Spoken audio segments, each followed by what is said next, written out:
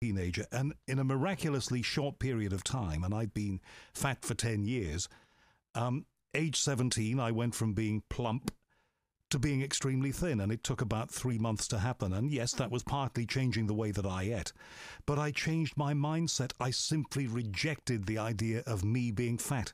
And I think that period of 12 weeks to lose as much weight as I did, I think that was probably abnormally fast. But I passionately changed my belief system. And I got that. And I can give you, and I won't bore you with them, countless examples from my own life where I've changed my belief system about something, and whatever it is has been delivered to me. Or I've wanted something. I've tended to find, by and large, the things that I've wanted, I've tended to get. And this is where another cliche comes into play. Sometimes when you get the thing that you want, you realize that you really didn't need it. But, such is the nature of life. But that makes the whole game really fascinating. It brings so many things into sharp relief. Things like one of the first people I talked to on this program was the author Berbel Moore, who'd written this book called The Cosmic Ordering Service that was in the news 4 years or so ago. Noel Edmonds, people like that had used it apparently to improve their career. The whole idea of if you perceive it and if you conceive of it, you can achieve it. You can make things happen because reality is not set in stone. That's the wonderful thought that flows, I think, from what you're telling me. To an extent. I mean, I don't go as far as the concepts of the cosmic ordering service and such like, because I think that, for me, goes too far into what I would consider rather lightweight new age. I want it and I will get it, and it's really wonderful, and we can all be millionaires. I think that it's more subtle than that, and it has to be. Because effectively, if we were all manipulating our own reality, we'd all be millionaires in different ways, or we would get what we want out of life. I think that there is a more spiritual aspect to this. It's the idea of becoming a better human being by manipulating the world around you. I cite an example of this. One of my associates is a research scientist in Geneva. And I did a talk over in Geneva around about 6 years ago. When he was driving me back to the airport, he explained to me that he had, a few years ago, he went through a very, very good phase in his life. And it was then he realized that he had not seen for 3 or 4 months a red traffic light. And the very next set of traffic lights were green, were red. And this is because he was just going with the flow, and his environment was reflecting his positivity. So I, to a certain extent, I believe if you apply certain elements of quantum physics, that it is an observer-based universe. And if we are the observer of our own universe, and in fact, this is not as crazy as it sounds, I suggest that if people out there think I'm talking nonsense on this, to check out something called the quantum suicide experiment that was suggested by a guy called Professor Max Tegmark, who's a Swedish quantum physicist, I think at the University of Princeton. And in this, he applies the applications of something called Schrodinger's cat and the observer issues of reality to a hypothetical scientific experiment. And he can prove scientifically that within our own universe, it can be argued that we're all immortal. And in fact, if you apply that, I put this challenge out to everybody out there who's listening to this show. Isn't it weird that in your life, other people die? Other people do die. You don't. And you will continue to not die in your universe because your universe needs you to be the observer of your universe. But hold on. We're all getting older, and some of us get health conditions along the way that may affect the quality of our lives and ultimately end our lives. Can you really say that, yes, you do observe people around you dying, but eventually that fate will befall you, and it's part of a natural process? Yeah, it's an interesting point here, and it's one of the things I discuss in my first book, is The Life After Death, The Extraordinary Science of What Happens When We Die. And in this, I suggest that aging, we age because of something called inertia, and is time. We exist within time, and it is a part of living in time that our body gets older and older. And like anything else in the universe, it goes from a section of order to disorder. Okay, and it's the known fact. Okay, but the difference is that is if you exist within time. I suggest that at the final seconds of our lives, something very, very peculiar happens. And in fact, it is time that changes. And I use the analogy here. I turn around and I say, Most of us have had this experience. You're involved in a car crash, a car accident, you're given bad news. Time slows down. It seems to just slow down. The reason for this is time is an internal construct. There was a philosopher called Henri Bergson who pointed this out and said there are two forms of time. There's external time and internal time, Lang and Dury. Internal psychological time is the way we perceive time passing. Okay? You wake up in the morning, the alarm clock goes off. You put it on snooze. You're having a dream. In the period when the snooze is on, you can have a dream that can last for hours and hours and hours. This is because you are existing in subjective time in dream states. I think when you die, you fall into a subjective dream state that is time dilates to such an extent that in the final seconds of your life, a whole new lifetime can be lived. And at the end of that second lifetime, another lifetime can be lived. So you never die. And does this mean that the people around you who experience your apparent death, that is their way of rationalizing the fact that you're not around anymore? Correct. You die in their universe, you die because, of course, they continue in their time. It's a term I use. It's a philosophical term called the phaneron. And the phaneron was put forward by a guy called Charles Peirce, an American philosopher. And this is the idea that we all exist within our own perceptual universe. There's the phenomenal world out there, which is the world of perception. But there's the internal universe that we all live within, our universe, our phaneron. Within our phaneron, we never die, but we see other people die in their phanerons, because effectively we are observers of them and they are observers of us. But we have graveyards full of people who've died. No, Howard. You have graveyards full of people who die in your universe. This is the important point. But for them, they don't. They have not died because they're existing in a different perception of time. These are wonderful thoughts to get into, but how can we ever prove this? This is going to be the ultimate thing we can't prove. Great explanation, fantastic paradigm. How could you prove it? Okay, how do we prove it? Empirically.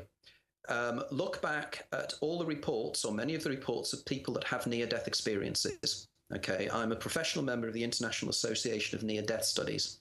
So I'm fairly aware of the science and the philosophy behind near-death studies. And in fact, interestingly enough, I edited a book last year with two Australian consultant psychiatrists called Making Sense of Near-Death Experience. This book was nominated for the Psychiatric Book of the Year at the British Medical Association. Really? We didn't win, but we were highly commended. So this again shows that this information is being taken on board. Okay, so near-death experience. What do people say? They turn around and they say that I feel a sensation of floating outside of my body. They feel that they go towards a white light. They feel that time slows down. But they also feel something else, something called a panoramic life review. My life flashed before my eyes. This has been reported for centuries. People who drown, people who are skydivers, well, it wouldn't have been skydivers centuries ago, but skydivers, people who fall off cliffs that survive. My life flashed before my eyes. Some people claim they see their whole life like a movie, super fast in front of their eyes.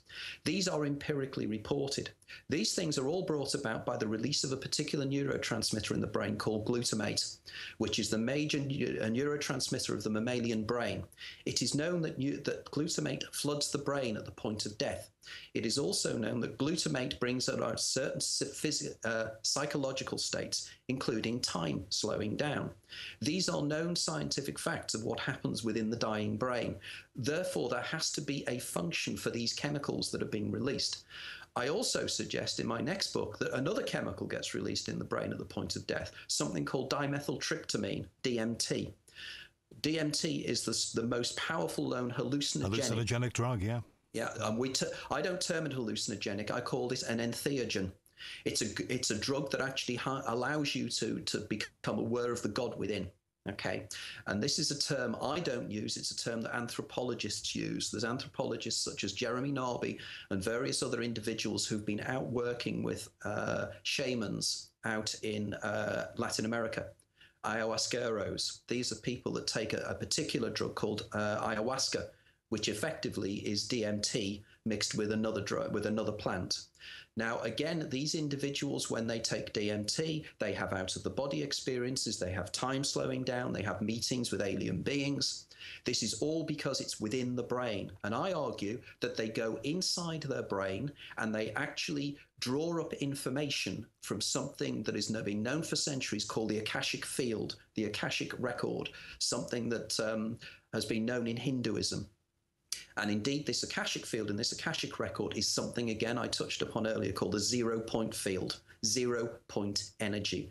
I haven't got time to go into the science of this, but it is believed that at just above absolute zero, there is a form of energy where there should be no energy. In fact, at absolute zero, and the scientists out there will know this, at 272.15 degrees Kelvin, there is no energy. That is why it is absolute zero. There's no movement, and yet energy is perceived at that level.